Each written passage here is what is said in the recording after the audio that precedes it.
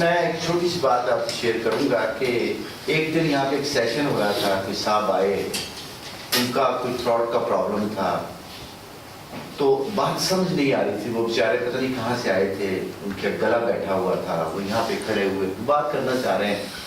اب مجھے سمجھ نہیں آئی، میں باہر جا کے صوفوں پہ بیٹھ گیا، باہر جو صوفے پڑے ہوئے ہیں. تو میرے استاد ہیں، بڑے محسن ہیں، مجھے بڑا پیار کرتے ہیں، سلطان خان صاحب، انہوں نے مجھے انگلی پکڑ کے سکھایا، اور یہ جو آج میں آپ کے سامنے تھوڑا سا اونچا ہو بیٹھا ہوں، یہ انہیں کی وجہ ہے، ادروائز تو مجھے آپ لوگوں کے ساتھ ہی. تو ایک بڑی کلاس کی بات انہوں نے مجھ سے کی، جو آج یہ بات کر رہے ہیں اور ہم آپ پہ کیا کام کر رہے ہیں. اس میں تو کوئی شک نہیں کہ رات کو جب اوس پڑتی ہے تو وہ اوس نظر نہیں آ رہی ہوتی، لیکن جب صبح کو آپ پودوں کو دیکھتے ہیں تو پودے گیلے ہوئے ہوتے ہیں.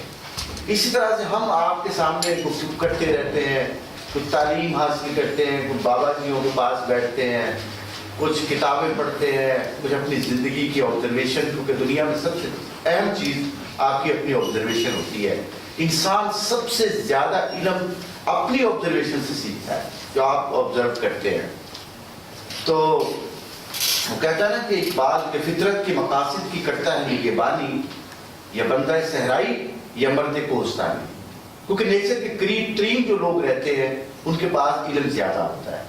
یا اب سقراط، افلاطون، بڑے بڑے مہاویر اور یہ جین، یہ کسی اسکولوں نے نہیں بنائے، یہ ان کی آبزرویشن نے ان کو بنایا. تو اسی طرح سے ہم بھی تو زندگی سے چیزیں لے آتے ہیں، آپ کے اوپر اپلائی کرتے ہیں، اور آپ یہاں سے لے کے اپنی زندگی میں کہیں کامیاب ہو جائیں گے انشاءاللہ. جو کہ مجھے پتا ہے کہ یہ جو باتیں ہوتی ہیں یہ کامیابی کی طرف لے کے جاتی ہیں انسانوں کو، اور ایسے ہی ہوتا ہے. تو سلطان صاحب نے مجھے بڑی زبردست بات سمجھائی کہ میں آپ سے بات کرنا چاہوں گا. کہ میں باہر بیٹھا ہوں اور مجھے کہنے لگے کہ راؤ صاحب آپ کی جیب میں کتنے پیسے ہیں؟ میں نے کہا جی 100. کہنے لگے اچھا اس میں ایسے کرتا ہوں 10 روپیز اور ڈال دیتا ہوں. آپ کتنے ہو گئے؟ تو میں نے کہا 110 ہو گئے. تو کہتے ہیں کہ 1 تو آپ کے پاس ہے ہی ہے اگر باہر بیٹھے ہیں، اگر اندر آ کے بیٹھ جائیں گے تو یہ 110 ہو جائیں گے.